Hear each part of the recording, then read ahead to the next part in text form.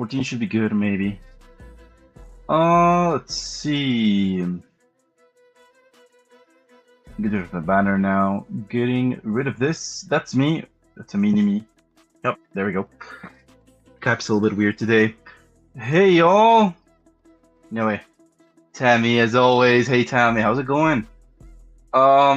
Good. Is everything okay with my audio? Let me double check.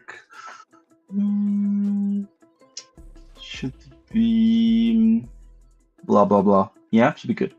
Because my computers have my computer has a big fan, like a very powerful fan, so you can hear it. It's really loud. I can just turn it off or put it in like silent mode, but if it doesn't, everything's okay. Thank you so much. Yep, cool, all good. Thank you, Tammy, and nice to hear everything's okay. Nice. Okay, so first of all, as always, let us share this. There we go. You can all register there. Okay, one more minute and we'll start officially. This is a very interesting stream. I've never streamed this before. So yeah, let's have fun. Yeah, everything should be good. My terminal's there. Visual Studio should be all good. Let me open my iPad so I can see everything. Cool. Awesome. Let's see. Present the entire screen. Why not? Yeah, that should be good. I'll add this to the stage. Awesome. So actually, before that, hello. Hey Ben. Nice. Oh, hey Sandy, how are ya? Sandy was a fellow. Was it last? It was last year, right? Like last batch. Nice to see you here, Sandy. Cool. Okay, so my name is Cheryl. People call me Bully. Yes. Awesome. My name is Bully, or my name is Cheryl. People call me Bully. A streamer and a pod leader. I'm sorry, actually, I'm not a pod leader anymore. I'm a streamer and a coordinator in the MLH Fellowship. I am a robotics and telecommunications engineer, so I love everything that has to do with wireless connections and robots and Arduinos and stuff. IoT, I love IoT. And yeah, I also work at a startup in Australia. So yeah, that's me. But yeah, that's me. Okay, so let us start now. Cool. Okay, this is a very interesting stream.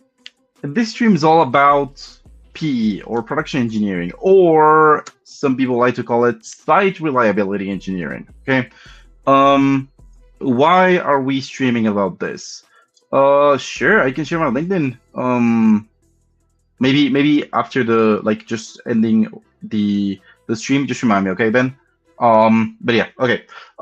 Cool. So the MLH, MLH is divided into two. You can kind of imagine it that way. We have everything that has to do with the hackathons, which is this. And we have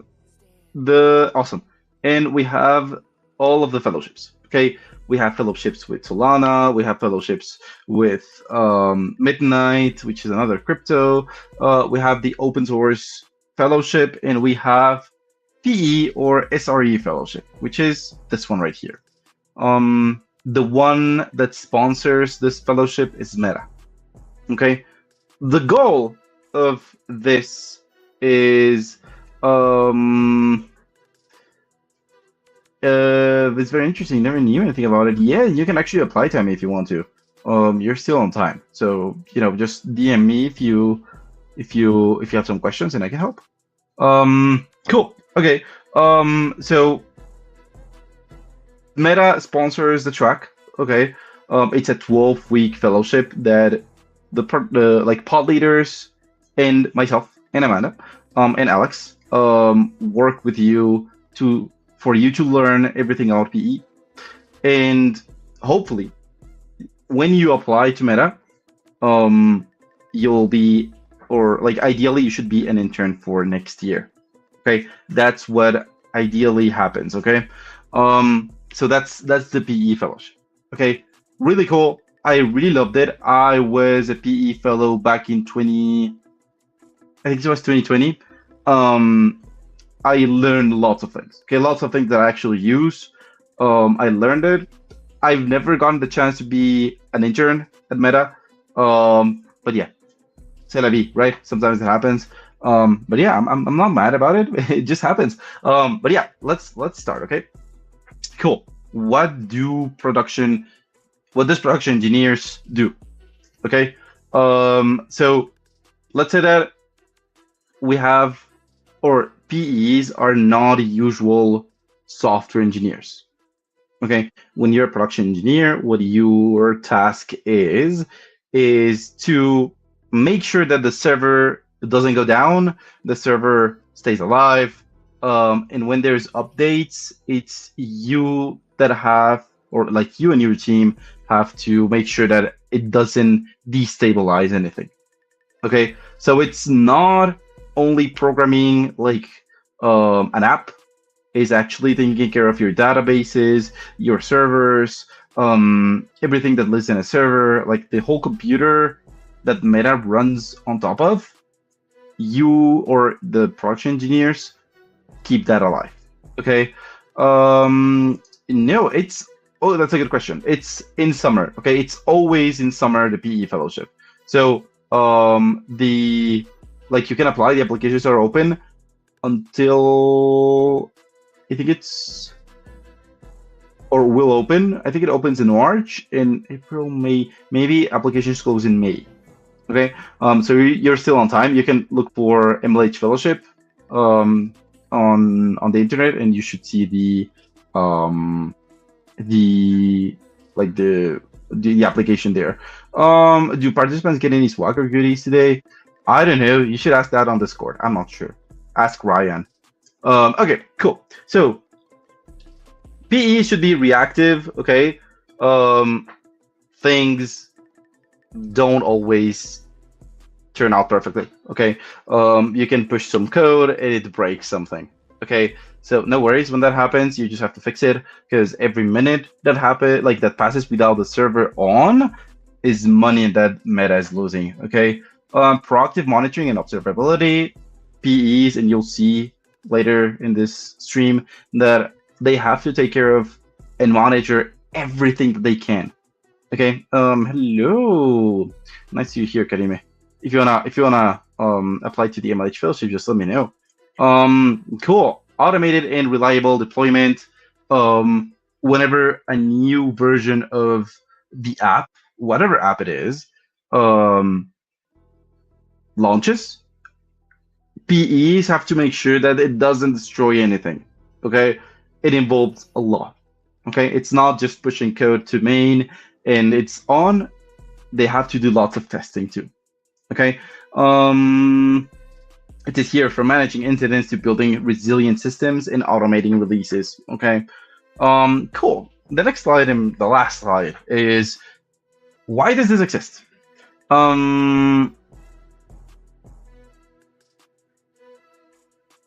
Nothing lives without monitoring. It's like being your server's doctors. Okay, so to be an SRE, to be a PE, you have to think like a PE. It's not like a normal programmer. You have to say, hey, what is the user experience? And there are monitoring tools to see that. Okay, you can see that, hey, Facebook is taking more to load. I don't know, the MetaQuest app is just not, like, the servers are not connecting, and people cannot play. Or, Instagram is just not loading the images, right? It has to be really, really fast. What is the server saying? Like, okay, that's what the user is experiencing. So we have to see if it's a region, if it's an internet thing, or if it's on Meta's side. Okay, so what is the server saying? Hey, is everything good?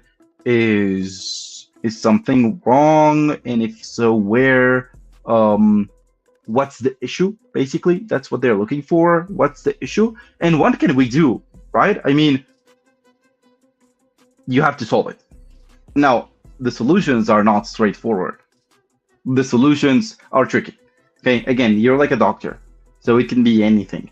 So you have to take some steps and actually debug the whole system.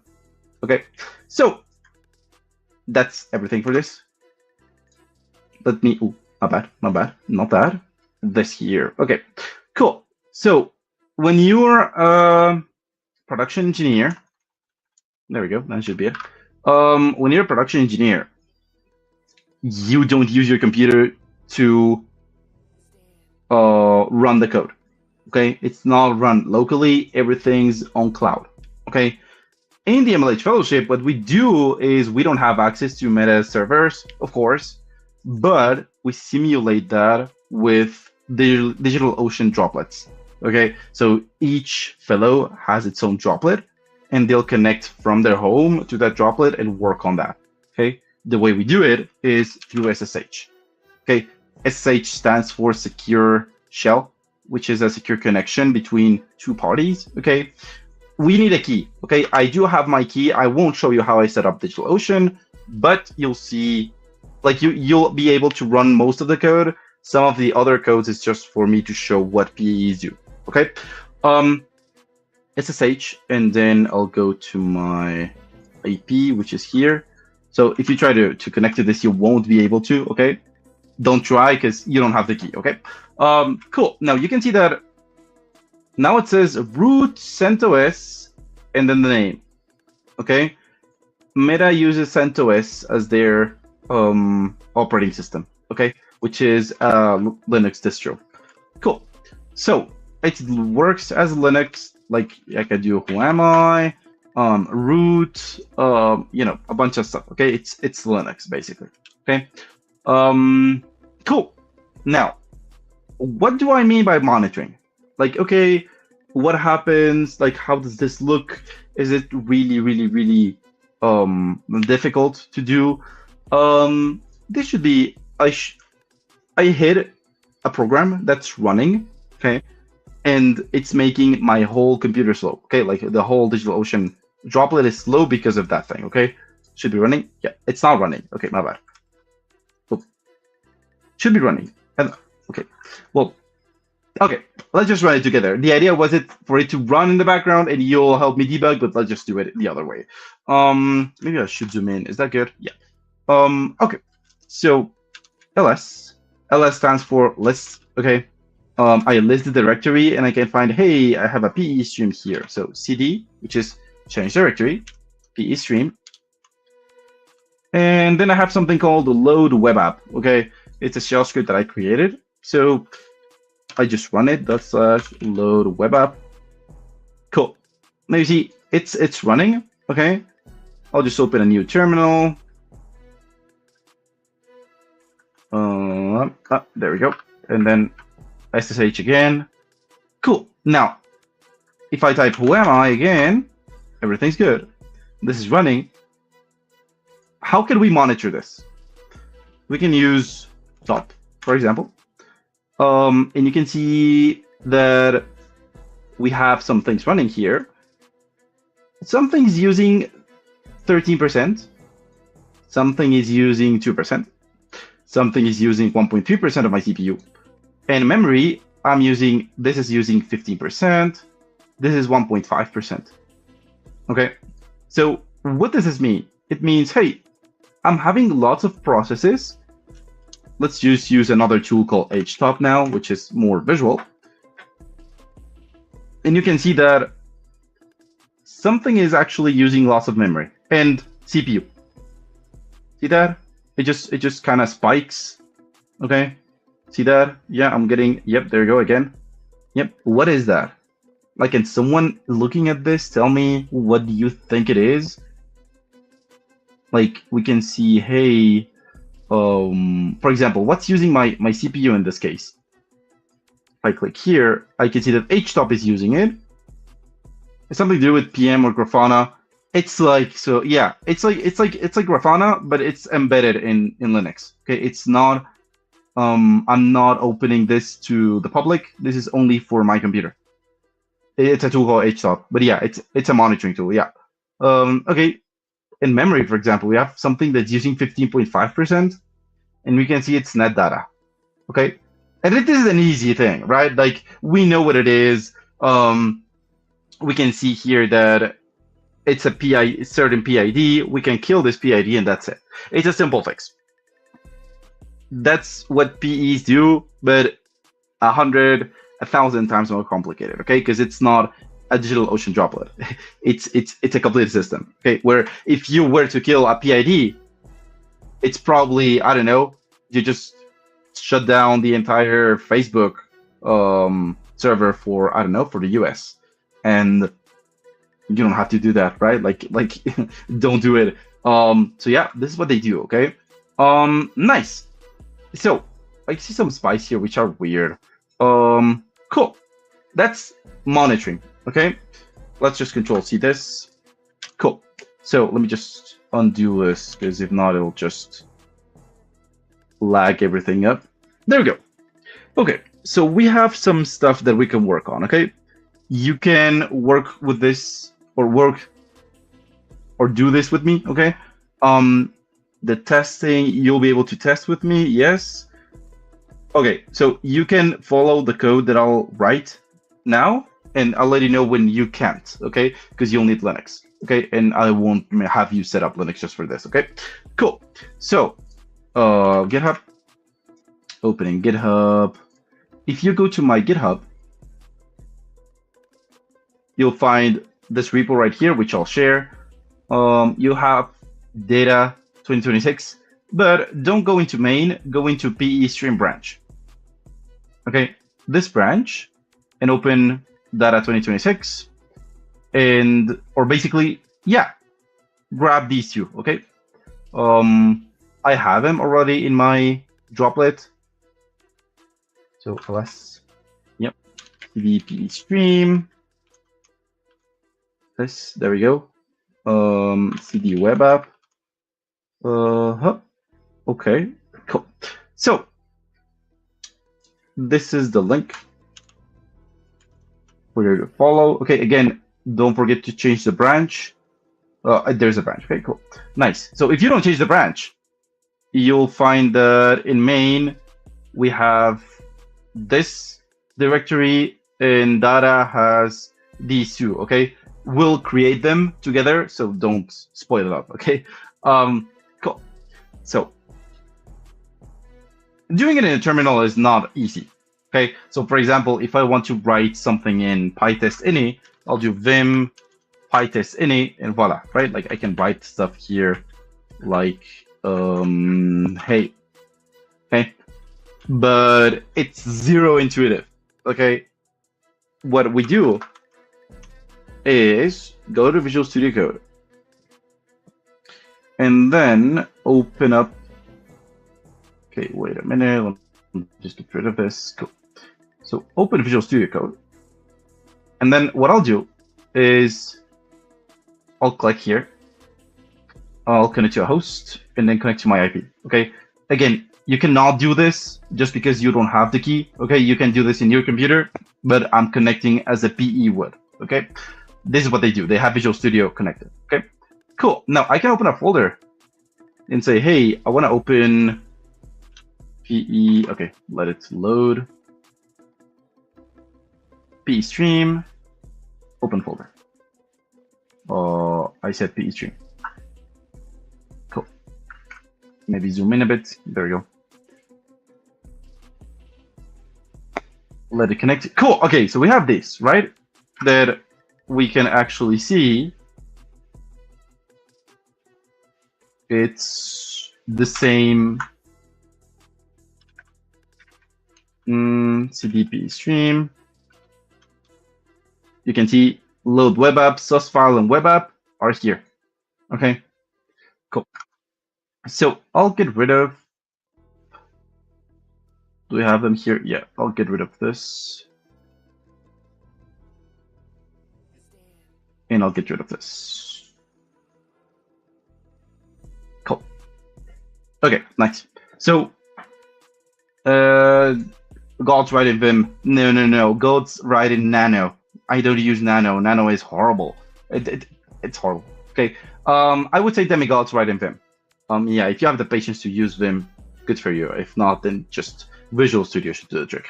Okay, awesome. So we have a connection to our server, right? This is your MetaP intern. You're like, hey, I'm going to start to do my project. This is what it should look like. Okay, you have Visual Studio connected to the server. Okay, even if it's your computer, when you run it, it runs in the server. Okay, cool. Now, you'll say, hey, but Meta has a product. Meta actually has a web app where we can test and write stuff. Me too. If you go to this IP right here, you all can access this. You can see that we have this. Okay, this is a simple web app that I created. You know, I can click on JSON. I can get a weather JSON here. I click on image. I can just get an image endpoint and error, and it says error. Okay. Now, this is what we're going to work and play with. Okay, this is running for you and for me. This is accessible to everyone. Okay, where does it run? You can see the IP here is this IP right here. Okay, now that's a bad idea. Okay, I'm exposing this because, well, for sure. But if you see, if you go to I don't know, Meta Quest, right? If you click here, the IP is not shown, right? Like it's a DNS, okay, which is the domain name system. It's a domain name. It's not the Meta's IP, okay? Cool. So that's why you see numbers here, okay? This is a port. Okay, the port means it's like the way you like the let's call it the door you're using to connect. Okay, cool. Now we're going to play with this. Let's go to, if you clone this, okay, if you clone the correct branch, you didn't have to remove anything that has to do with testing. Okay, you don't have it. Cool. So what can we do? I like to use the terminal like this, but you can use a terminal like Visual Studio's terminal, okay? Okay. I don't know how to do that. Let's see if I can. Oh yeah, I see. YouTube is aspect ratio. I don't know how to do that. Let's see if I can quickly adjust that. Layouts maybe. Camera, audio, visual specs. I don't know how to work with that. I've never changed the resolution in YouTube before. My bad. I'm sorry. Show scenes panel. No, I'm sorry. I don't know how to do it. I'll ask the MLH team if they can change this later. Okay. Because I guess the recording you can just change it. But yeah, my bad. I'm sorry. Cool. Okay. So now let's test this. Okay. Let's play with it, testing or by testing this. Okay. Cool. Now, what is this? This is an app running in Flask. Okay. You can see that if I have this route right here, or root, I don't know how you pronounce it.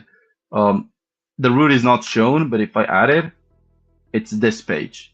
Okay. If I click on JSON, it's /JSON, same as here. /image returns an image, and error returns error.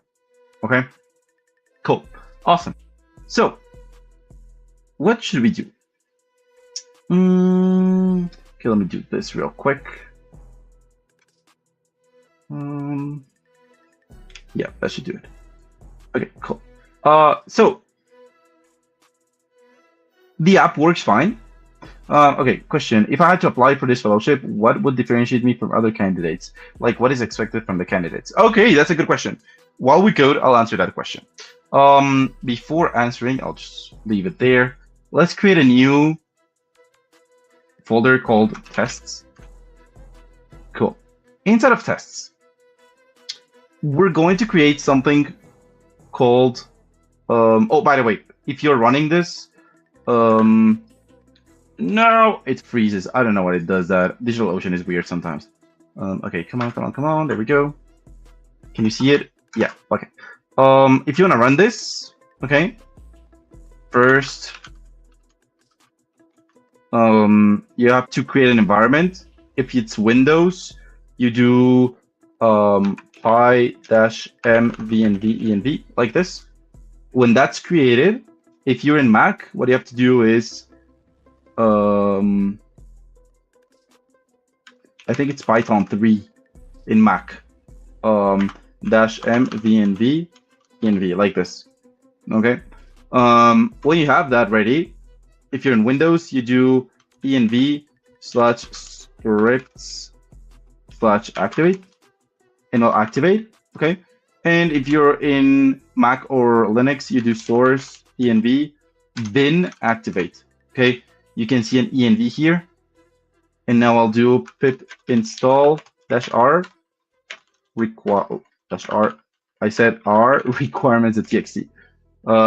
It should already have everything installed for me. But yeah, it installs everything, and then you do flask run. Okay, and that should do it. Okay, cool, nice. So you don't have to run Flask. Okay, in my case, the web page is running. Okay, you're in. Nice. Cool. Okay, I had to apply for this fellowship. If I had to apply for this fellowship, what would differentiate me from other candidates? Okay, that's a very good question. So while we write on test.py, I'll answer that. Okay. What we want is people that know Python.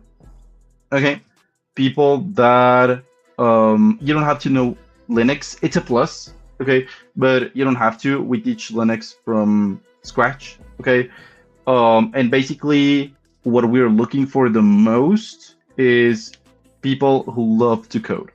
Okay, if you don't know how to code, I would suggest you have or create some projects that you like, personal projects. Okay, because you have to apply with one of those. Okay, you'll talk about your personal project, and we'll see if that fits PE or not.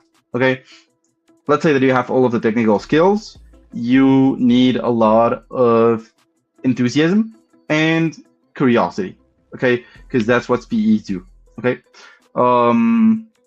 cool. So from app, import app as Flask app like this. Okay, that's a good question. Sandy says, you're graduating this year, can I still apply? Yes, you can. It's for I think you have up to 1 year after you graduate that you can apply. Okay, because it's more for students, because it's the internship later. But yeah, any other language than Python? I think Python is like the one that we are looking for. From there, it's up to you. Like, it can be C, Rust, JavaScript. Okay, because there's a lot of internal teams inside of PE. Okay, but yeah, no, it's fine. Good. Okay, now from here, decorator PyTest the fixture, and then we do the app like this. Okay, and we do make the env as testing. Okay, and we do Flask app dot config dot update like this. Okay, and inside we'll add testing like this. Okay, so what we're doing is opening Flask and say, hey, in your configuration, whenever I run this, I want to add testing as true. Okay, nice. Yield Flask app like this.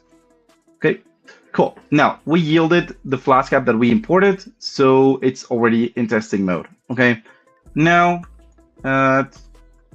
test that fixture. Nope. And then we do def client app. Okay, and we return app.test client like this. Okay, cool. What does this mean? We'll have a way of testing our app, okay, in testing mode. Okay, this is just a conf test. Okay, the tests are not here. Test app.py. Here we're going to add some tests. Okay, so first test is, or like, I'll ask this openly. Okay, what, like, you're a PE engineer, you are trying to see if your app is running. What should we look for in a web app? For example, this. Like, how can you say this is on? Any ideas? Anyone? I mean, how can you prove this is on, but not manually going and checking? Okay, I'll give you 1 more minute for ideas. Any idea is good. Yes, really good. Okay, how will you test the halt endpoint? Okay, that's good. That's good, Tammy. But let's go more into, that's a very good one.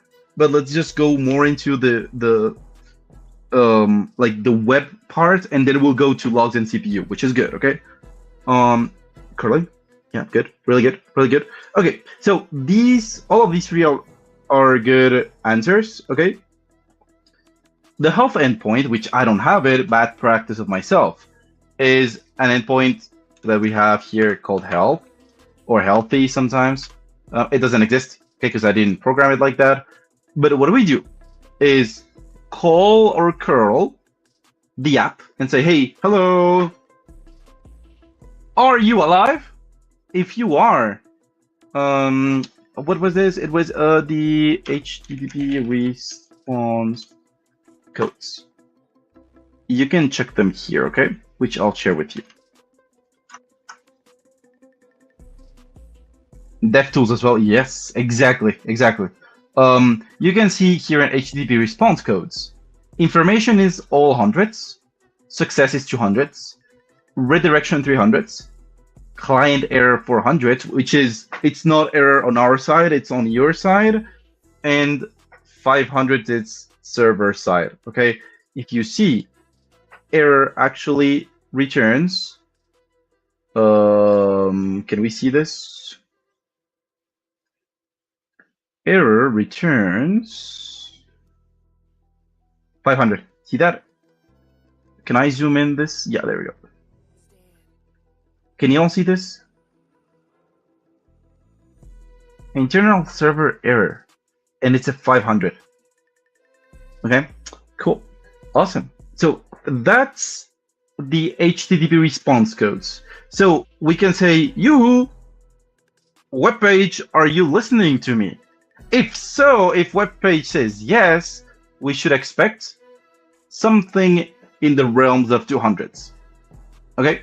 Let's test that. Okay, so let's say, hey, def test index. Index is usually your first page, which is this. Okay, test index page, and then we'll ask client here and do response equals client dot get. Which endpoint? This. Okay, this first one, it's invisible right now. Again, I can put it here, run it. It just disappears because it's like the index. Okay, it's the first part of the web page. Okay, cool. Now, assert means check if the response dot status code double equals 200. Okay. I also want you to assert JSON in response.data It's assert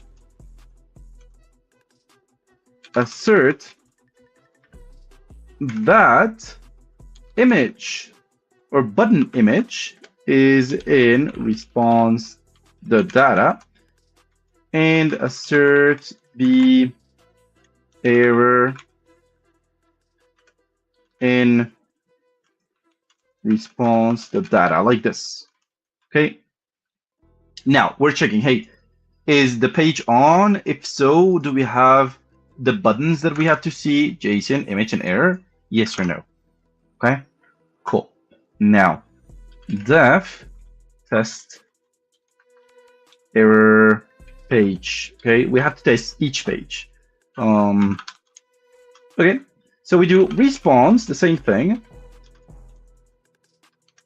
equals client.get, which means connect slash error. Okay, slash error is whenever we click on this, says slash error. See this on top? Those are endpoints. Okay, for example, slash reference slash status is an endpoint. Okay, cool. So error, and now assert that response that status code equals to 100. Okay, and assert that the button error in response or something in error response the data.lower here. Okay, cool. Now same thing for the last endpoint, which is image. Okay, so def test image page. Okay, client here, and then we do response equals client.get slash what should be slash image, assert that the same thing, response.status dot code double equals to 100, and assert, which means check if image in response the data. Okay, like this. Okay, cool, easy peasy. Now go into the terminal, which is frozen for sure. Yes, it is. My bad. Apologies. I don't know how to solve that really. Okay. Plus. SSH again. Cool. Now, cd what was it? PE stream, cd web app. Okay, so you should be standing here. Okay, where app and env are available. Okay, don't go into app. Okay, don't go here. We'll test outside. Okay, cool. So to run the tests, we have to open our environment first. In this case, it's source env bin and activate. Okay, and then we do py. Was it I think it's Python? Was it pytest? I forgot. Directory. Was it? Oh, I forgot. That's funny. Let's see how to run or like pytest. Getting started. Blah blah blah blah blah. Yep, and then yep. That's it. Python -m pytest, like this. Oh, okay, something happened. Okay, let's just focus again. Open this. Cool. Now I'll run it again. Okay, this is the opening environment, and then write this down. Okay, enter. Okay, so it says here 1 failed, 2 passed. Let's scroll up and see what passed. It says, hey, I collected 3 items: JSON, image, and error. Pass, fail, pass. Okay. And then it says this is the failures, okay? This is what failed. And I want you to help me debug because I know the answer. I just want you to help me. It says the error is here. Client gets error. And then it starts with a bunch of errors that don't copy paste them into ChatGPT. Let's read them. Lots of errors that don't seem very, very important. But it says here, something object, a Flask object with this environment. It says template equals error.html. Okay, and then it says template not found, error.html. Okay, templating.py. So this is the templating from Flask. It's not finding error.html. That's weird. Well, let's debug it together. So in templates, I should have error, right? JSON, index, image, and error.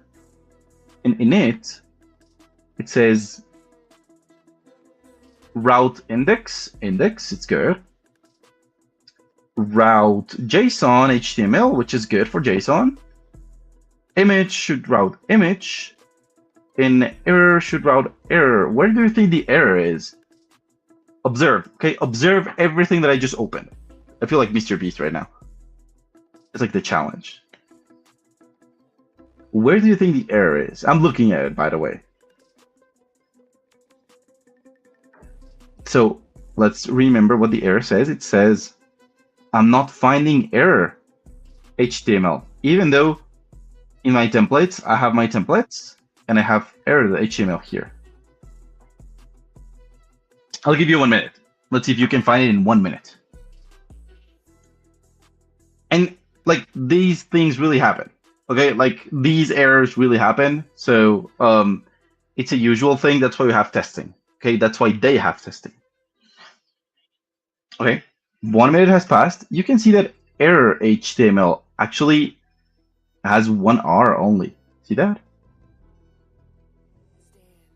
Error. It says error. How do you pronounce this? Like error? Error? Okay, so that's the error, right? Let's change this into RR. Cool. Okay. It's okay. It's okay. It's usually an easy miss. Okay. Well, let's try to run it again and see what happens.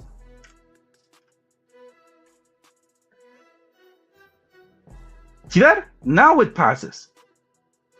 Okay. 3 passed, 0.04 seconds, all of this passed. Okay. That's what PEs do. Okay. They do lots and lots and lots of testing. Imagine if this was a new update for Instagram and you send it and bam, you broke Instagram. Okay. Well, it's not good. So that's why they test before. Okay. Cool. So, okay, awesome. Install metadata with the firewall. Okay, nice. So let's get into a little bit more of Linux side. Okay, so PEs use Linux all the time. This, what you see right now, is my droplet, is the server that I'm connected to.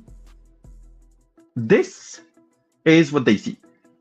Okay, nothing else. There is no UI, nothing. Everything is pure command, pure CLI. Okay, don't freak out. It's easy. Okay, it's not that hard. Okay, cool. Which, by the way, I usually, for my fellows, I usually recommend this book, How Linux Works by Brian Ward. Really, really good book. I still use it though. You can see that I have like post-its right here. I sometimes go and refer to this book, okay? Cool. Okay, so remember when I said, or actually I'll just quote Tammy here, check the loss of CPU, okay? Which is not bad, right? I can do htop like this. And I can check the CPU and say, hey, the CPU is good. That monitoring also happens, okay? That monitoring is not done with htop. Okay, or they can do it, but it's not the easy way to do it. The easy way to do it is have something like Grafana that someone mentioned here. I don't see it. Okay. Yep. Okay, Grafana is accurate. Okay, we teach you how to use Grafana in the MLH Fellowship. I'll use NetData. Okay, so I don't copy like the whole LMS. Okay. Cool. Episode PDF book online. Awesome. Thank you for sharing it, Tammy. I don't know if it's the correct version of the book, but it's fine. Version 2 or version 3 are good. Okay. Thanks, Tammy. But yeah, really good book. Okay.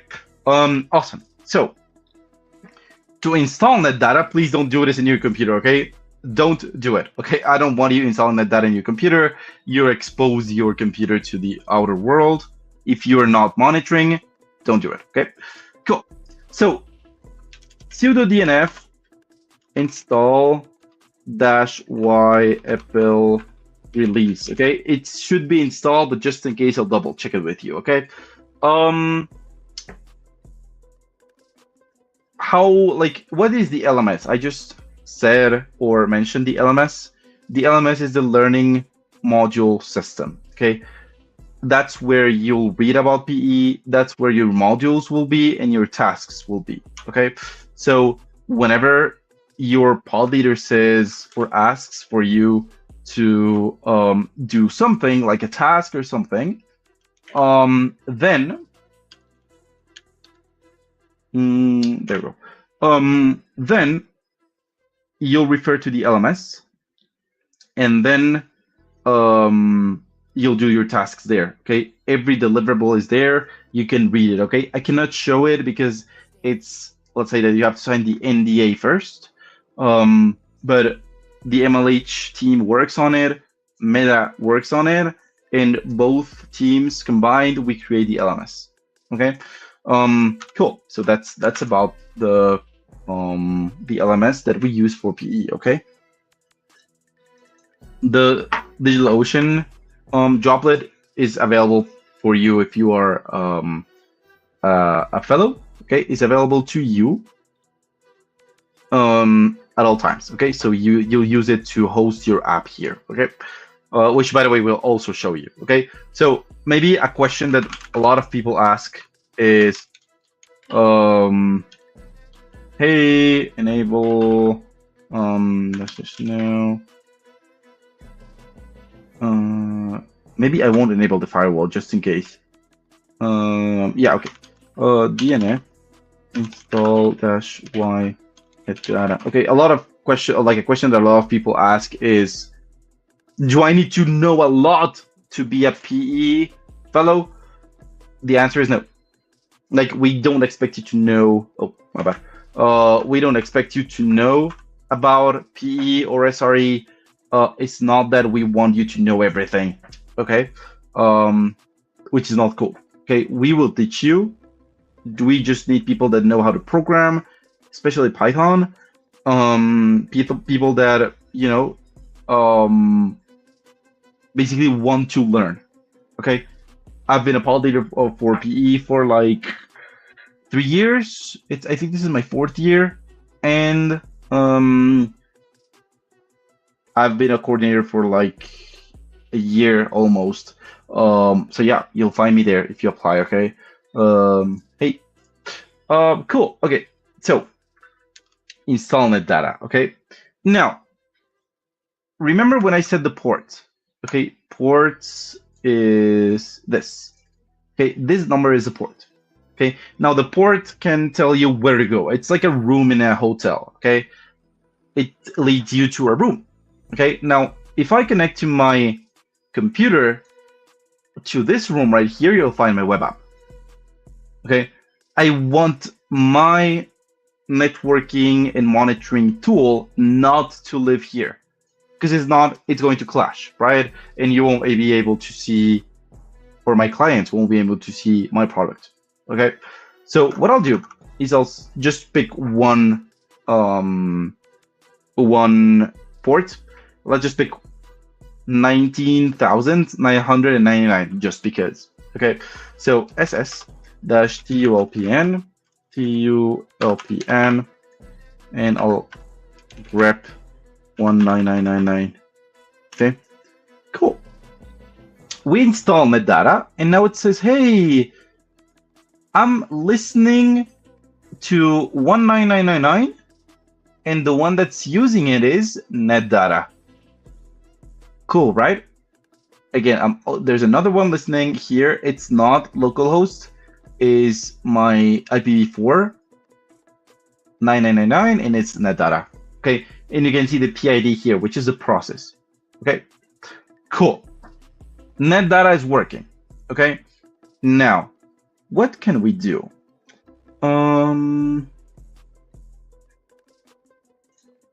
Let's do sudo vim /etc /netdata /netdata. Oh, my bad. Netdata.conf, like this. Okay, and in here, netdata. Careful, it says netdata. Okay, netdata with double D, dada, not data. Okay, careful. This would break everything. Netdata with T. There we go. Netdata.conf. Okay. In here, we'll add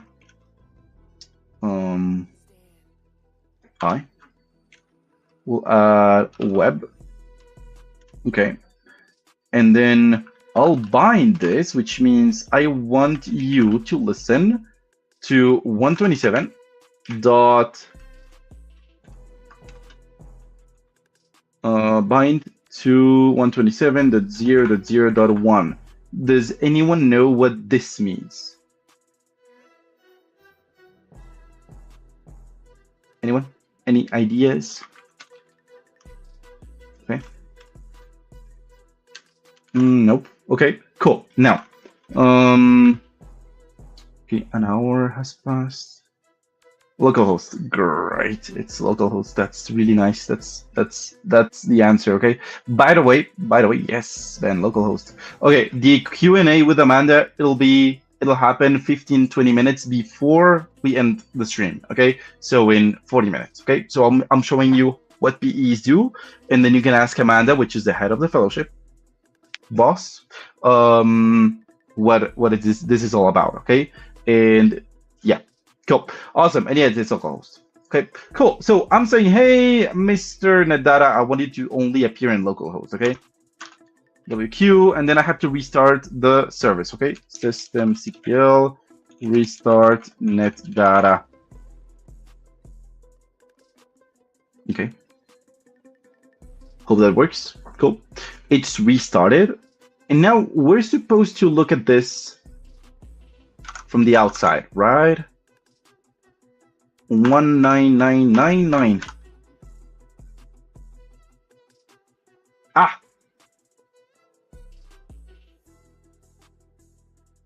No, it's fine. It's fine. We're just checking netdata. Okay, netdata is like a Grafana tool. It helps us monitor. Okay. Cool. What's happening? This site can be reached, but 5,000 can, right? Yeah, it's still live. What's going on? Let's check. What if we do the same command as before? Ooh, we'll check that out. So before we had two IPs, IPv4 and IPv6, and netdata was using it, right? And now it's just IPv4, not IPv6. Well, what we just did is saying, hey, I want you to only listen to yourself. If I'm connected through cloud, I can't listen to you. That's what we binded here, okay? So it's a step forward that we need to step back, okay? Did I do it on purpose? Yes, I did. So we need to know about networking, right? So get rid of this. Netdata, we won't configure anything. It was okay. It was from the outside, okay? 0000 is an IP, is like a local host that can be seen from the outside, okay? We have to restart. Okay, let's restart it now. Okay, should be working. The way we see if a service is running, system CPL, status net data. Okay. Ooh, it says active. Okay. Should be good. Should be all good. Now, ready? Remember the port 19999. You can check this. Okay. Y'all can see this. Okay. There you go. Cool.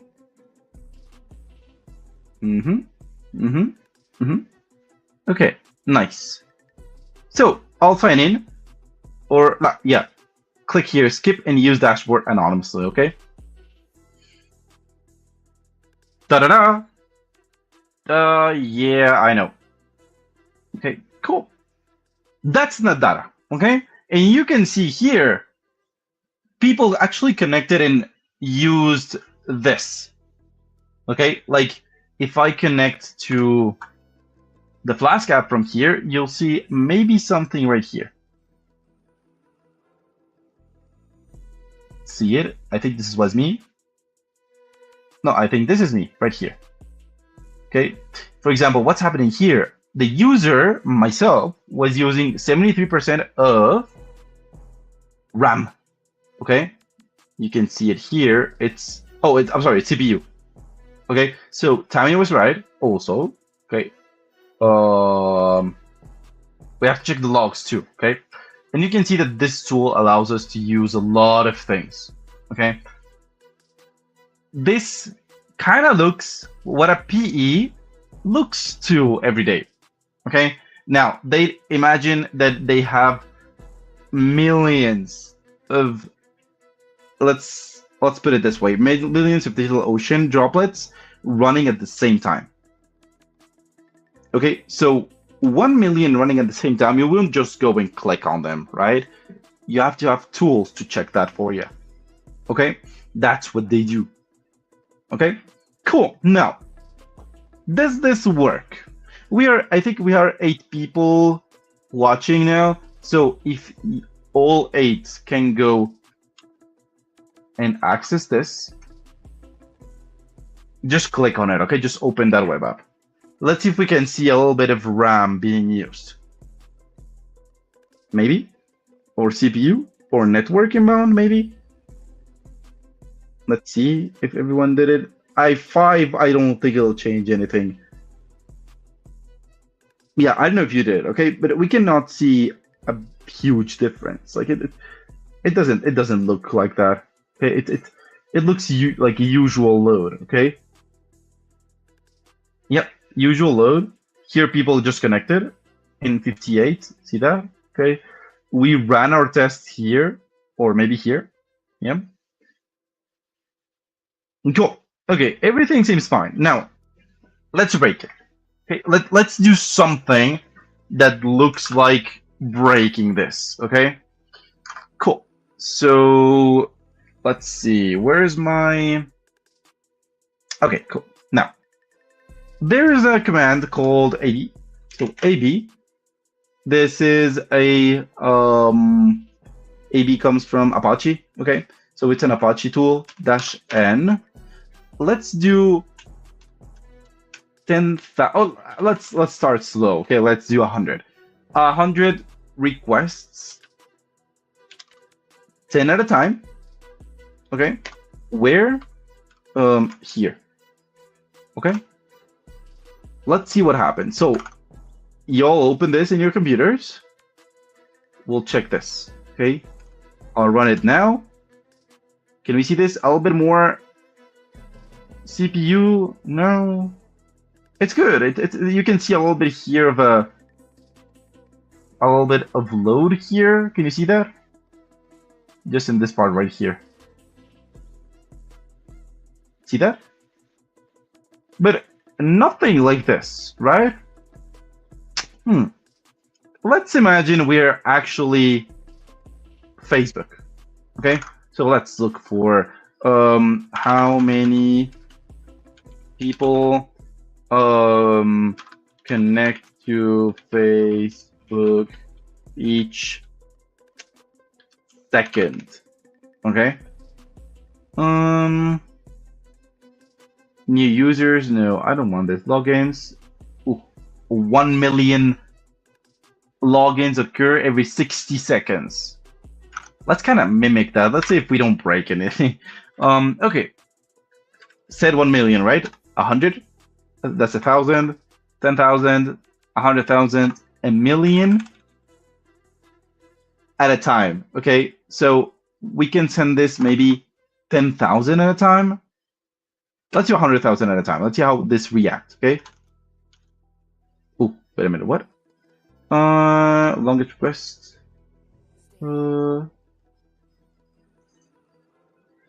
Is it correct? Did I miss something? AB-N, a million. HTTPS. Yeah, it should be invalid currency range. Oh, 20,000. Okay, we can just do 20,000. Okay, let's do 20,000 then. Maybe do, I don't know, 20,000 like this, and we'll send 1,000 at a time. Okay. There you go. Be patient.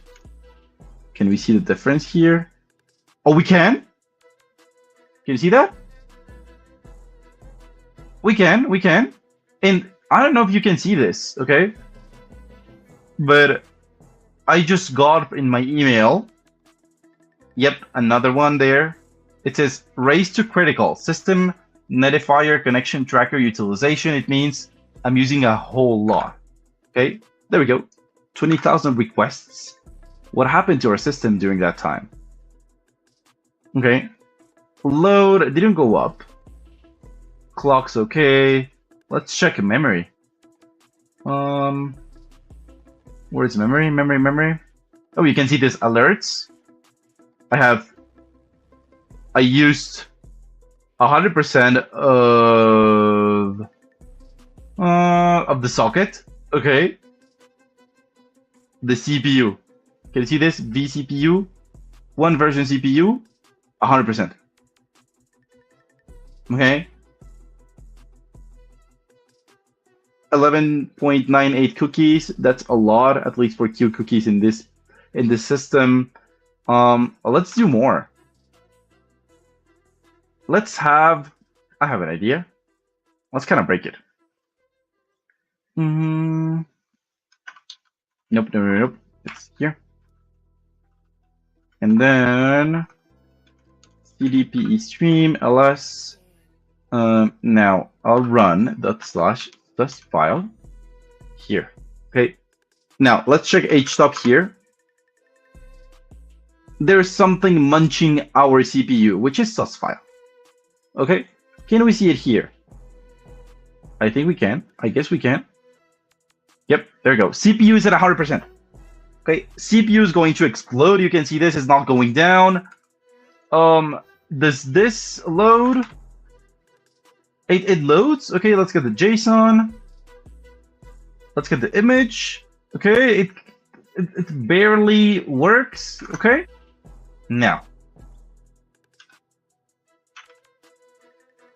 let's just do it. Let's see what happens. Okay. See that? See that? Average system load. Does this load? It loads? Yep, it took a little bit more time. You see that? Okay, image is just... There you go. I think it just... Yep, it finished. Oh, actually, check that out. What happened?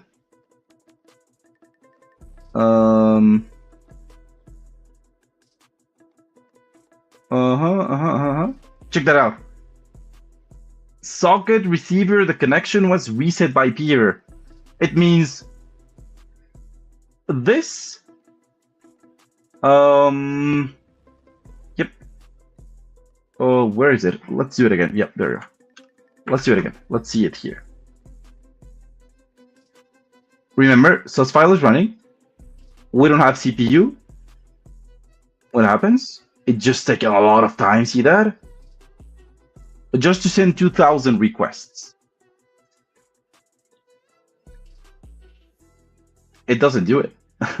It just doesn't do it. Let's see it.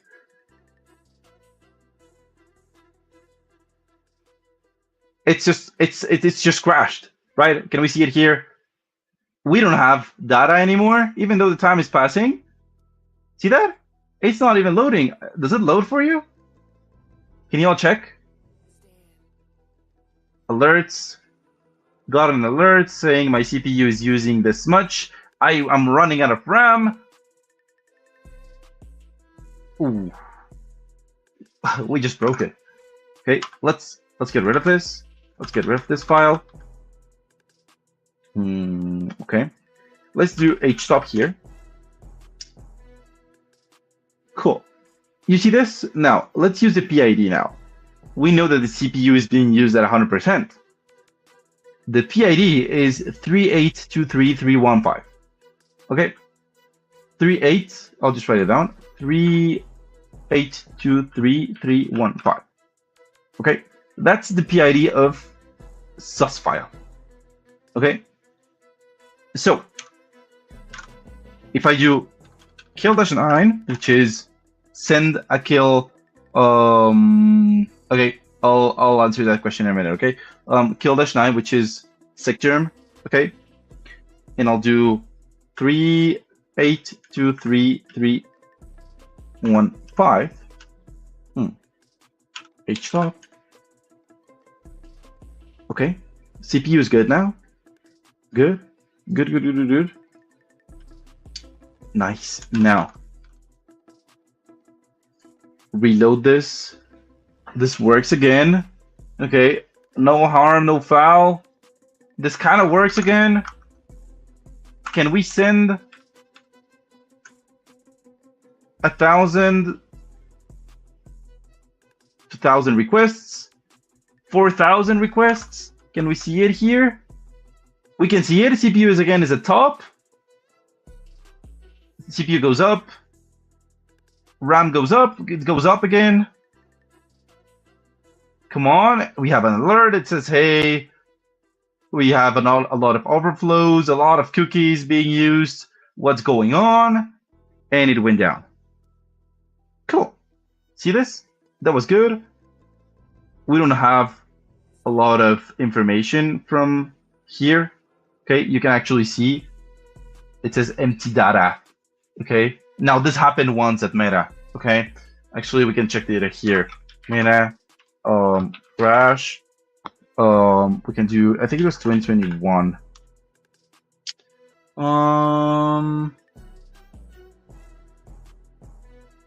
Meta sets record high. Is it this one? Yeah, there we go. It's this one. Okay, October 4, 2021. Okay, I remember that you couldn't log into Facebook, Instagram, Facebook, or like the video or WhatsApp. Nothing. So I remember I was texting my girlfriend, and then I was like, "What? Like it's not working." For 5 hours, it didn't work. What happened? I don't know. I don't think Meta will disclose that because it's internal stuff. But what you just saw happened. Okay, that it just maybe someone overloaded the computers, that Meta just went down for 5 hours, and this happened. Okay, and then production engineer said, hey, we know the answer to this, and after 5.5 hours, they got it back on. Okay, so that's what PEs do. Okay, this is what they do. This is what they work with. Okay, and they just want to. Oh, actually, okay. Withdrawal IP addresses prefixes with Facebook domain name system servers were hosted. So basically, the IP addresses were withdrawn from the system. Okay, so from the network. So remember, the IP address is this.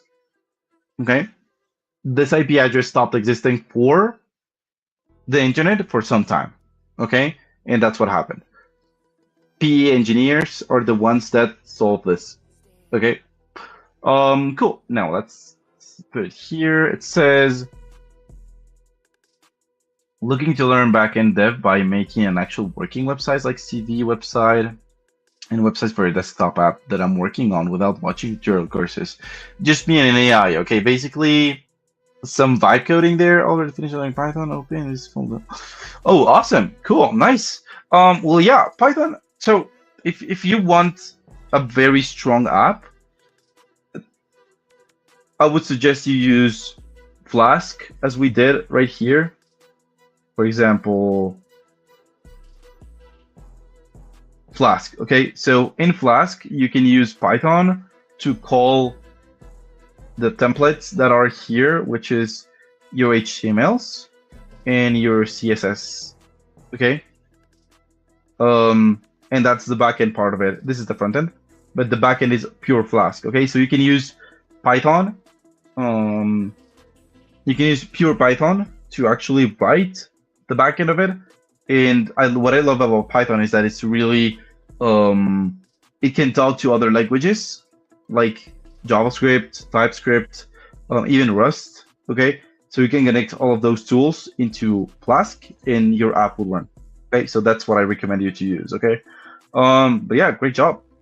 Nice. Okay, so this is about load tests. Okay, cool. Now I have some time left.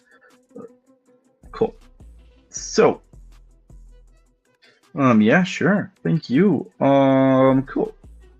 Get rid of this. Okay, let's leave this out here. Okay, cool. Now, Amanda will connect in 15, in like 25, 30 minutes, maybe. Okay, so let's just go into CI/CD and then we'll wait for Amanda. Okay, cool. Now, let's say that I'm a SWE, okay, a software engineer at Meta, and I say, hey,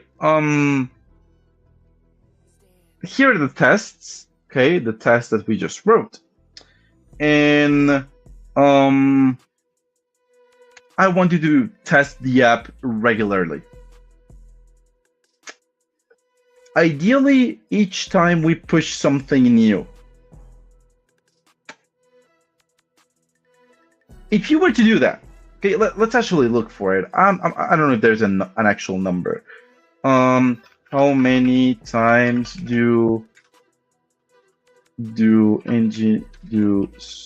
we engineers push code at Meta?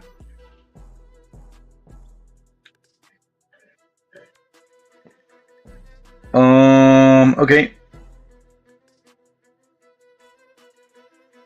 1 or 2 commits per working day. Okay, 500 commits per half, which is each 6 months. Okay, like 500 over 6. It's 83 commits per day. Okay. Now, how many engineers at Meta? Okay, so this times 83, you'll have to test 6,303,435 times a day? Nuh-uh. Like, I don't know. I don't think there's enough time for me to run and run and run tests each time, right? Like, who are we kidding, right? Like, this cannot be done. What they do is CI/CD, okay? Oh darn. CI/CD stands for continuous integration, continuous development. Okay, which is whenever I push something, I want something to happen, okay? Everything should be autonomous and continuous, okay? Cool. So let's SSH again here. Now, you can easily do CI/CD in GitHub, okay? There's something called GitHub Workflows, okay? GitHub Workflows is, can we see an image here?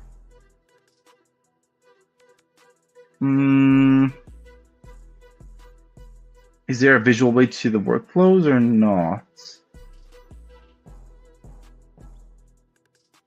Master, no, this is not. Let's see CI/CD. And there we go. Cool. So we have the development. Okay, you commit your code. Code goes to Git. I'll open it new tab. Okay, you commit your code. Code goes to Git. And now GitHub Actions, which is the workflow, says, hey, I'm going to check, open an environment, test, I'll build your app, and then I say, hey, if your app is ready, if all of the tests have passed, then I'll just let it push. If your code fails one test, I won't allow it to be to main. Okay? This is what GitHub Actions do. Okay? So you don't have to do it 6 million times. GitHub can do it for you. Okay? Let's write that down. Okay? Now, this piece of code you can write, okay, in your GitHubs. Okay? Cool. So, if I go to GitHub, open my repos, and then you can see that in PE stream branch, I don't have this thing called .github/workflows. Okay, because here is where my GitHub Actions testing will live. Okay, so you can see there's a button for actions. Okay, so you should be looking at something like this. Okay, now if you're following me with the code, then let's do it. Okay, cool. Get rid of all of this. Yep, cool. Nice. Okay, so not app. Okay, not tests. Okay, so inside of web app, let's create a folder called. I said inside of web app. Cool. I said inside of web app called. There we go. Slash, or actually dot GitHub, like this. Okay. Already exists in location. Really? Oh, here it is. Oh, let me get rid of this. Yep, sure. Okay, so we created .github. Okay. Inside of .github, we need something called workflows. Like this.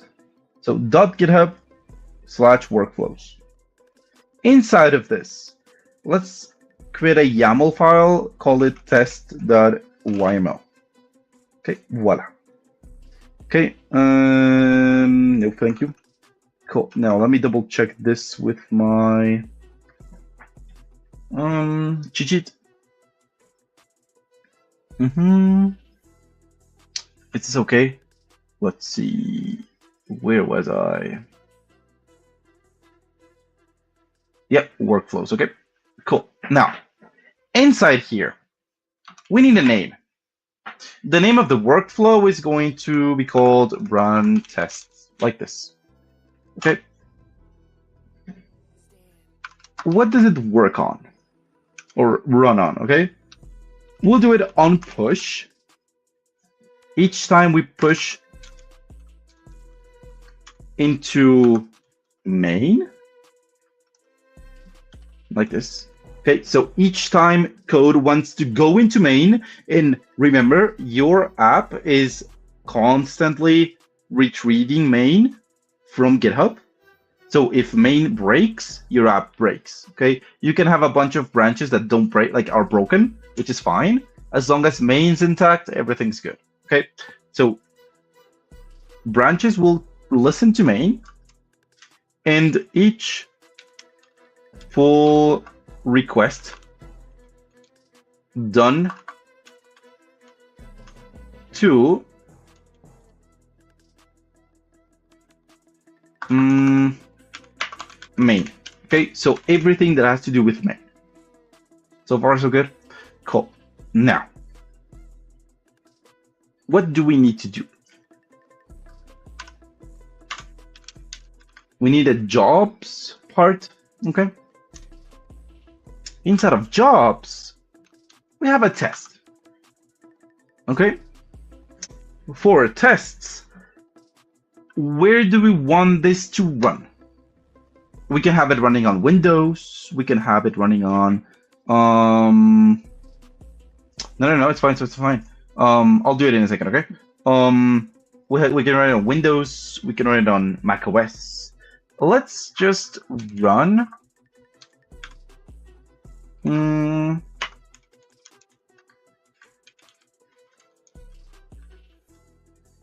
it on Ubuntu. Okay, why? Because CentOS sometimes is tricky to retrieve. Ubuntu is okay to mimic CentOS. Okay, so far so good. We're going to run these tests as if we were to be running it in Ubuntu. Okay, Tamima asks, hey Bully, when you have some time, could you explain what CI/CD pipelines are? Apologies, maybe missed. Okay, cool. No worries. Let's do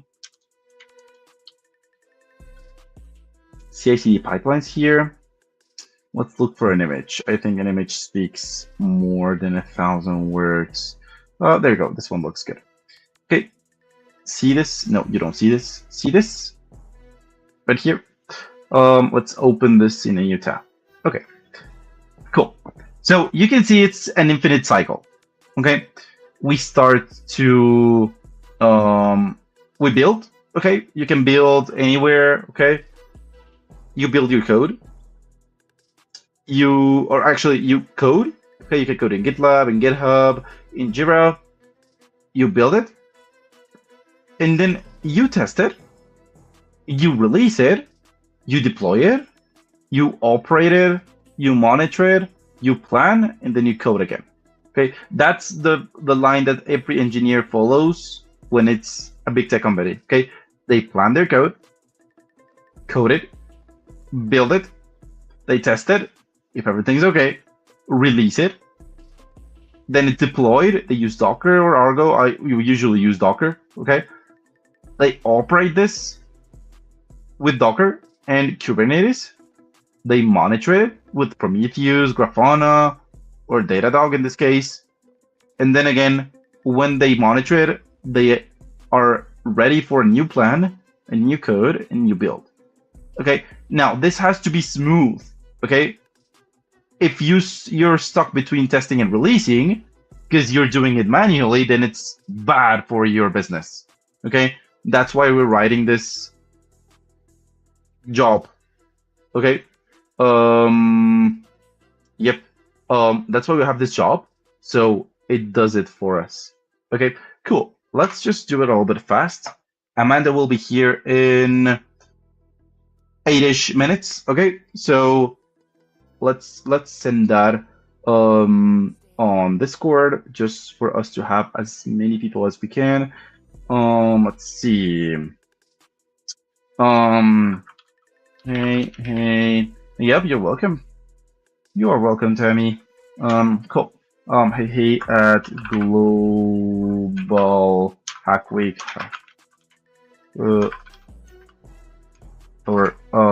Yeah. We're going to start our Q&A session with Amanda, the head of the fellowship.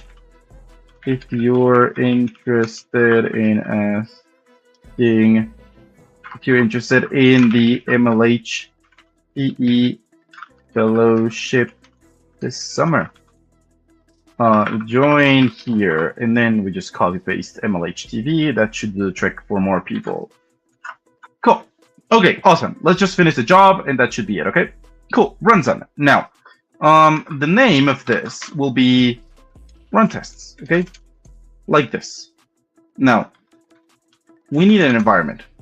Okay, in the environment, remember we had testing equals true or true. True, I said. There we go. Now, which steps are we going to take? We have a step called check out. Oh, my bad. It should be like this, check out, okay?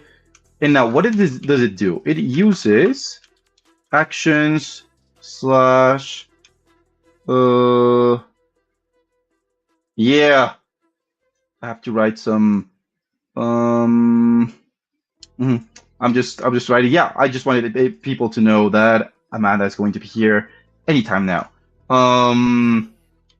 Check out at v2 like this, okay? Now let's do it a little bit faster. Dash name. Set up Python, and we have to set up Python because we're running in Python, okay? So uses its actions again. In actions, we need set up Python at, we're going to use b4, okay? With, now this b4 is the setup from actions, okay? It's not Python's version, okay? So with Python dash version, we'll do 3.10, which is stable. Dash name. We have to set up Python env. Okay, for this, you have to run Python 3 dash m venv env. Okay, cool. Now, last but not least, okay, we're missing two dash name. Install dependencies. Okay, we have to run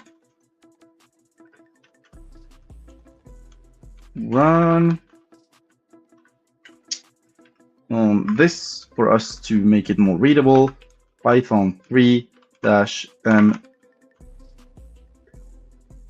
pip install dash r read. Okay, that's r, and then dot slash, because it's a directory, data or data 2026 slash requirements.txt. Now, why this? Because if we go to GitHub, which is here, this lives in data 2026. Okay, so we should go there. Okay, so we go there, and then we say, hey, Python 3 dash m pip install pytest, because sometimes it doesn't install pytest flask, and then flask too. Okay, and last thing is actually run the test, right? Run test. So run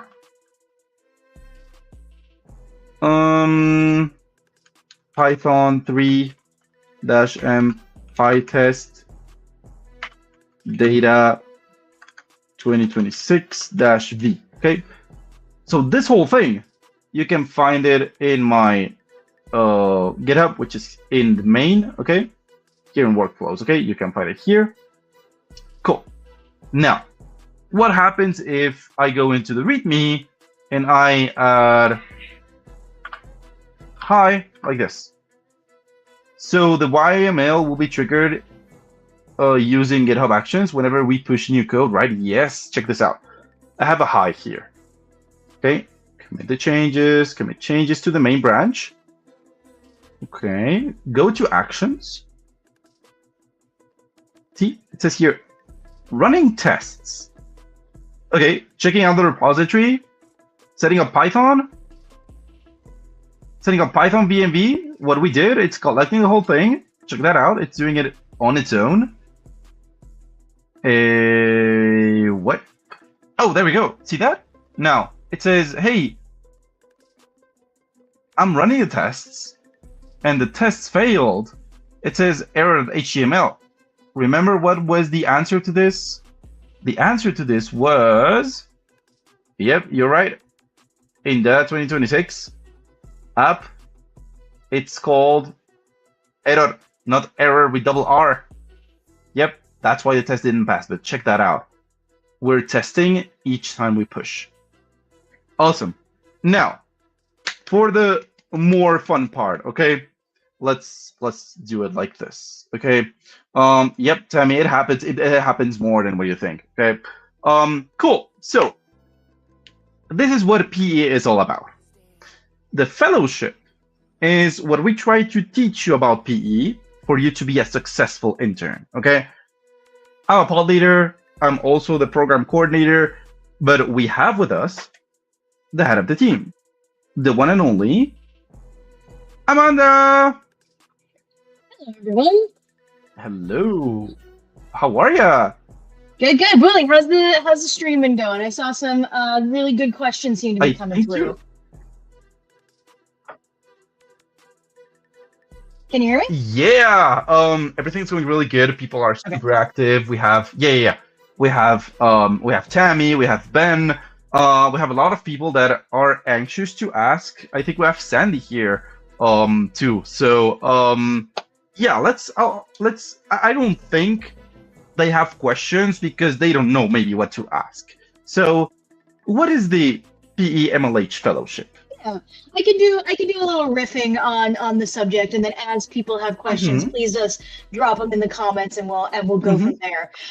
Sure. Yeah, what Willie's been showing off to you for the last hour and a half is this core skill set called production engineering or site reliability engineering. Massively important and critically undercovered in a lot of university curriculum, right?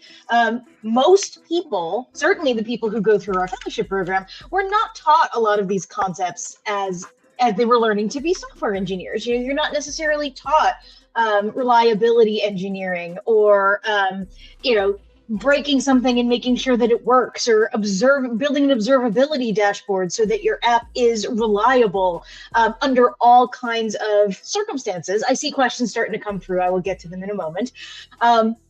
So the idea of this fellowship came from a conversation that we had with the Meta team, then Facebook, now Meta, 5 years ago, almost 6 years ago at this point, where they said, it is very, very difficult for us to find people who understand what production engineering is, who are interested in it as a career, and who have the fundamental skill set to operate in this way, because it's not quite the same as being a traditional software engineer. The skill set is related, but very much distinct.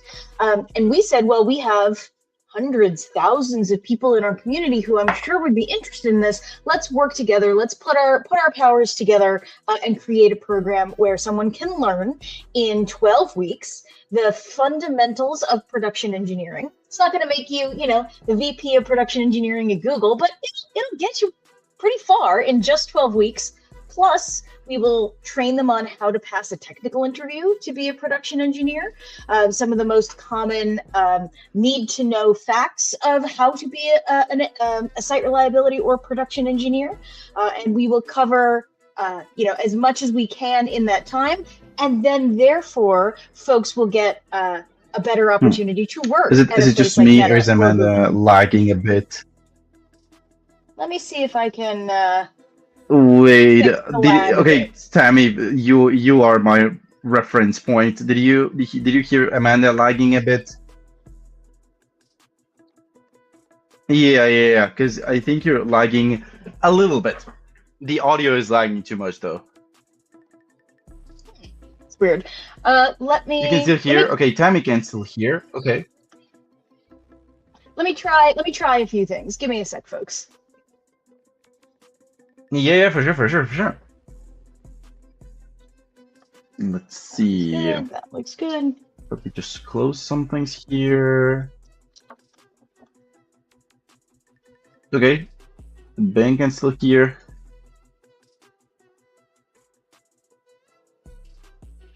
All right. I'm just going to close a couple of non-necessary applications. Close you.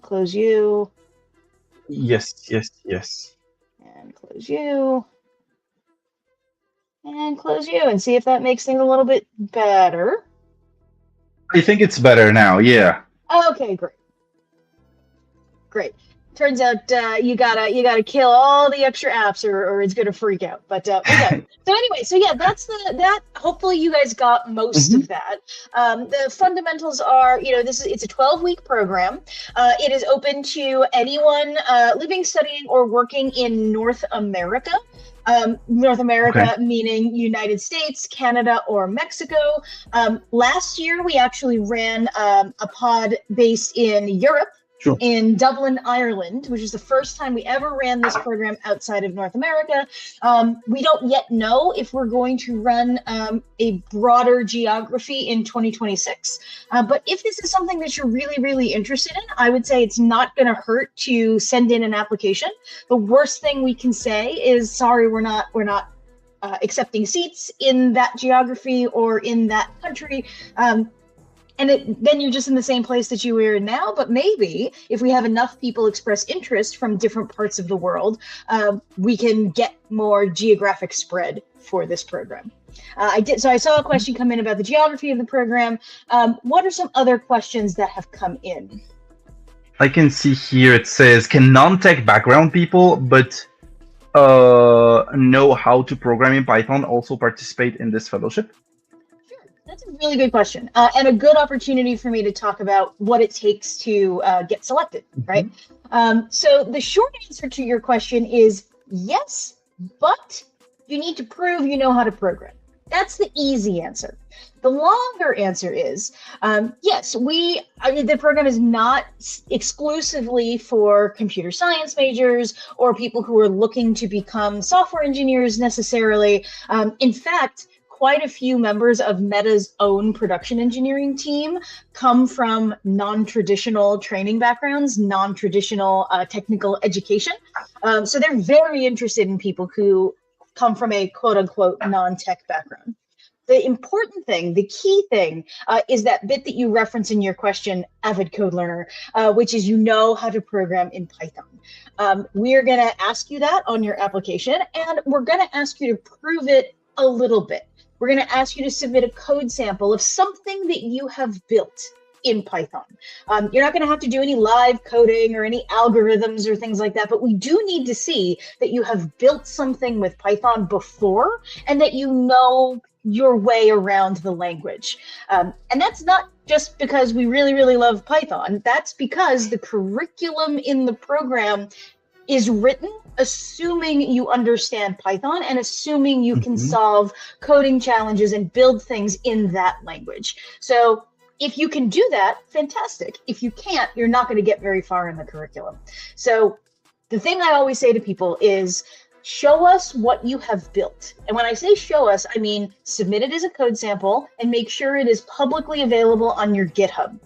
And if you have that, if you have projects that you have built in Python that you are proud of, that you're excited about, that showcase your problem-solving abilities with code, that is what we are looking for, regardless of what you're majoring in, regardless of what your background is.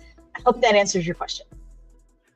Awesome. Yeah, that's a really good question. I had a previous question here. I just put it on the screen. It says, if I had to apply for this fellowship, what would differentiate me from other candidates? Like, what's expected from candidates? Sure. That's a really, really great question and follows pretty nicely from the previous one, right? So I think the one of the most important things is what I was just talking about, which is an ability to build in Python, a proven ability to build with Python. You've got some projects on your GitHub that you have built with the language. So that we know you're not going to get lost in the curriculum. You'd be surprised how many folks apply to this fellowship and have absolutely nothing on their GitHub. They have no code sample to share with us, or maybe they have like some HTML. It's not that might be helpful to some things, but it's not going to help you in this program. So show us you know how to build in Python, and that's going to be a huge step up. The second thing I always share with people is we are looking for folks who are going to be passionate members of our fellowship community. And what we mean by that is when you think about why you want to do this program, and we're going to ask you on the application, why do you want to do this program? What makes the MLH Fellowship the right choice for you?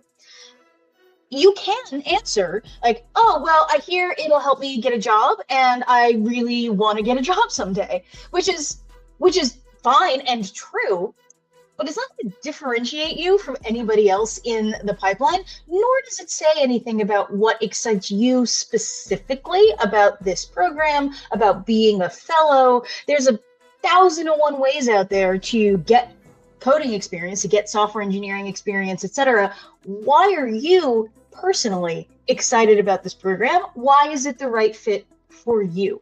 And again, just like the code sample thing, it sounds obvious, but you'd be shocked how many people send in applications with incredibly generic answers to the question of like, why do you want to do this?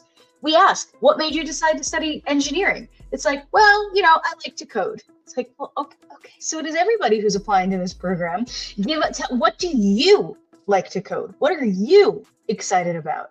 The more you can tell us what you personally are excited about, what lights you up about the idea of building things with code, working with other people. That's also a really important one. It's a highly collaborative program. What makes you excited about doing that?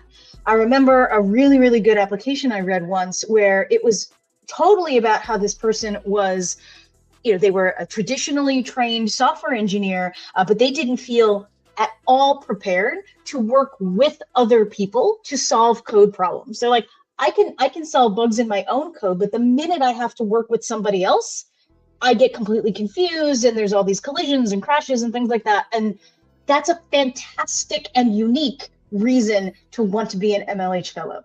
So in short, I would say focus on what makes you passionate and interested in this program. And please don't tell us what you think we want to hear, but tell us about you personally. That is the thing that's going to work. I don't know if Boolie's already told the story, but he tells me all the time, he's like, I never thought you were going to pick me in a million years to be a part of this program. And part of the reason was that he was open and honest and passionate in his application. We were like, that's what we're looking for. And now we're here together. So thank you, Boolie. I'm so glad you're here. Yeah, thank you for choosing me. Yeah, a little bit about my experiences. I didn't think I was going to make it, and then I got the email where it said, "You made it," and I was like, "What? Really? Me?" So yeah, I guess I feel like it's scary to apply because you're like, hey, maybe what I know is not enough for the fellowship. Please apply. Like, please put your heart into the 2 essays that we ask you to write. Don't use AI. We want to hear from you. But yeah, and you learn a lot. Okay, that's what we're also looking for. People who want to learn and would be passionate about learning. Okay. We have another question. It says, when will applications for summer 26 open? Also, can graduate students apply? Both good questions. Summer 2026 is going to open in about a week, I would say. I'm honestly, guys, you heard it here first. I'm just waiting for our engineering team to flick a couple of switches to make sure that the application switches from spring to summer. And as soon as that happens, applications are going to go live. So keep an eye on the fellowship website. If you are subscribed to our fellowship newsletter, you'll get a notification there as well. But truly any day now, my goal is before the end of March to have summer applications open. And then the other half of that question was, can graduate students apply? Yes, absolutely. Graduate students are welcome to apply. We consider all kinds of applications. We've had graduate students in the program. We've had boot camp grads in the program. We've had non-traditionally trained, like self-taught folks in the program. So it really does run the gamut of individuals who are looking to break into this industry. Awesome, thank you. Another question is, could you tell about vibe coders, someone who builds the project with AI assisted code? Are they eligible to be in the MLH fellowship? That's an excellent question. And I think it gives me a chance to just comment on AI use in general and how we tend to think about it at MLH and in the fellowship. So I'll answer your question, but I'm going to answer it sort of more like broadly. AI is a reality in our world. Whether for good, bad, or indifferent, it's here to stay. Folks are using it all the time. This is a confession. I used it several times today to generate some marketing copy for me, or to take an outline I had written and turn it into like a full paragraph. Like, it could do some really powerful things. The thing is, you can get great output from AI if you understand what you're trying to build. If you've really like thought through, what is it that I'm trying to build? What is the output I'm looking for? And can I understand and explain why this output is correct? You know, to liken it to the work that I was doing, I sent some marketing copy over to a colleague of mine who's going to put it in a newsletter. And she didn't ask me this, but if she came to me and said, "Oh, Amanda, what's this event that you're marketing for? Why did you choose to talk about it in this particular way? If I wanted to learn more about this event, where would I go?" If I looked at her like, "What?" Then you'd know I hadn't written that stuff. The AI wrote that stuff, and I didn't really understand what was going on, which is weird for an event I'm trying to market, right? Like, that would be strange. I need to understand the event before I can have the AI write marketing copy. The reason I keep going on about this is that that's the bar we're holding people to on AI use in fellowship applications. This is true for your essays, and it is also true for your code samples. I know, Booley knows, everybody on the MLH fellowship team knows, folks are going to use AI to like clean up their essays or generate ideas or do whatever it is that they need to do. The thing that is critical, though, is that the core of the essay has to come from you, and it has to be about you. You can spot an AI generated essay. Like, trust me, we get thousands of them. Thousands. I think thousands is an accurate number of people who just copy paste the MLH fellowship application into ChatGPT and say, "Hey, ChatGPT, write my application," and then they just put it in the application. They just put it in whatever ChatGPT says, and like, sure, you did it in about 3 seconds, and it sounds like you did it in about 3 seconds because it sounds like every other person who did that in ChatGPT.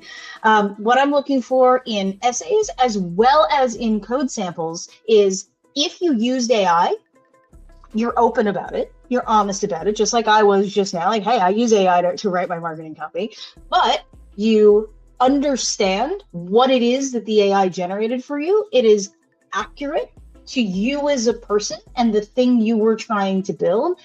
And if someone asks you questions about it, which we will if you make it to the interview stage of our admissions process, if somebody asks you questions about your code, you can answer those questions. You understand why the code is built the way it is, and you can talk about how you might change it or talk about things you might do differently in the future. That's really, really important, particularly for our production engineering track, where we're constantly trying to integrate and improve and track additions to a code base or additional features and things like that. So that's a long way to answer your question. But what I'm ultimately getting at here is, we know you're gonna use AI, and me personally, I don't even think it's a bad idea. You just then have to put the work in to understand what you built, why it's built the way it is, how you would change it, how you would fix it if it broke, and so on and so forth. And if you can do that, then you've done the assignment, essentially. I hope that answers your question. Awesome. Thank you, Tammy. I see that you answered with the FAQs here, so thanks so much for sharing that, Tammy. Cool. I see. Bennett says, "Is it fine to apply even if I still have 1 year to graduate in June 2027? I hope so, even if I'm from Morocco." So yes, absolutely. You can apply. That's actually most of our fellows are about a year out. The majority of our fellows are about a year or two out from graduation. So you're actually in the sweet spot here. And if you're in Morocco, first of all, obviously, just tell us that. I'm constantly trying to push for us to have more seats available for folks in EMEA EMEA, if you're not familiar with that initialism, is Europe, the Middle East, and Africa. And so there's very much a possibility that we could open things up for folks who are in EMEA, which Morocco certainly would qualify. And even if production engineering isn't open to you, we will have software engineering tracks this summer. We'll have Web3 engineering tracks this summer that very well will be open for you. So your timing is perfect, and your geography is just fine. Again, I'm hopeful we will have seats in production engineering for folks from North Africa this year. But even if not, we will absolutely have them for software engineering, Web3, and the other tracks we offer. Awesome. Thanks so much, Amanda. I'll share here the link to apply to the MLH fellowship. But I'll send that link then, Ben, in a bit. And also Amanda, thanks for the tips. Didn't know anything about the stuff you mentioned, so thank you so much, Amanda, too. Cool, awesome. And maybe I do have like one question, which is what are we looking for, or like what's the end goal of the PE fellowship? Oh, that's a really good question. The goal of the PE fellowship, I think it's a couple of things. It honestly depends on who's talking and who's answering the question. For a fellow, the end goal is to dramatically increase your knowledge, first of all, of production engineering, and then your ability to frankly, get through a phone screen, get an interview for a site reliability or production engineering job, and help yourself out and be successful.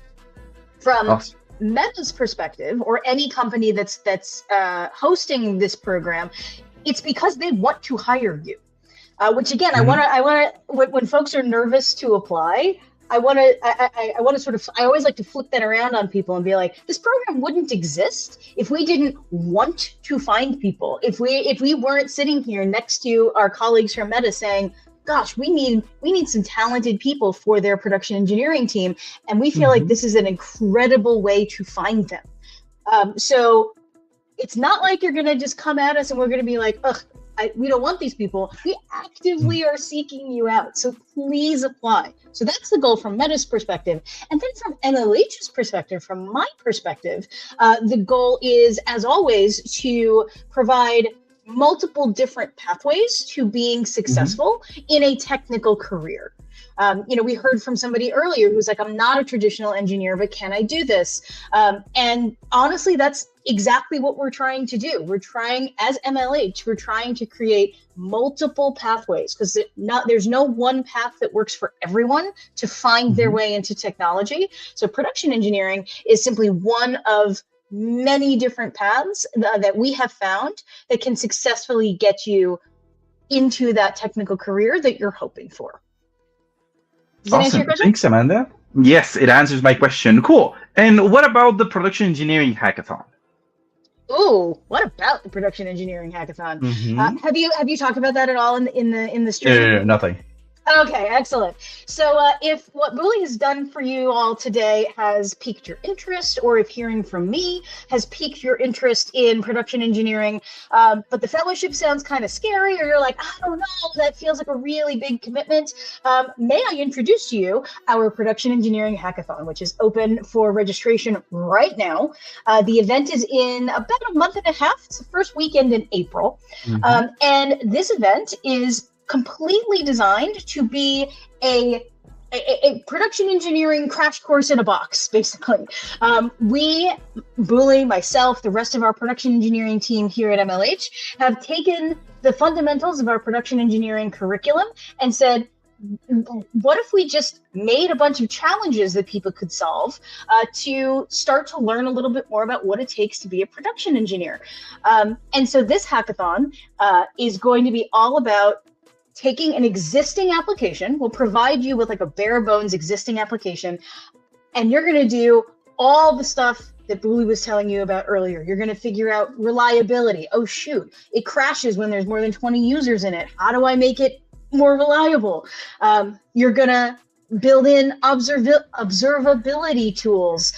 If this thing crashes at 2 in the morning, who's going to know? Who's going to fix it? How are we going to get it back up and running? That's observability for you. We're going to teach you the fundamentals of chaos engineering. And we're even going to throw in a little love toward everybody's favorite thing to do, documentation. Because you know what?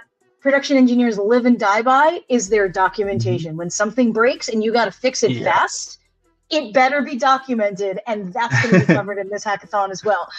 So as I said, if you're excited about this, if you learned something new from Booley's talk this afternoon, morning, evening, whatever time it is for you, and you want to go deeper, you think this is kind of cool, and it wasn't taught to you in your university classes, because it very rarely is, come try it out at our Production Engineering Hackathon. You can register today at mlh.io.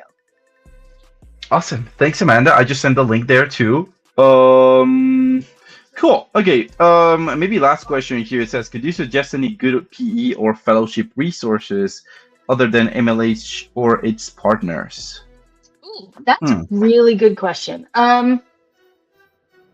The thing I will point you toward, because it's actually what we based our curriculum on, is I would check out the Linux Foundation.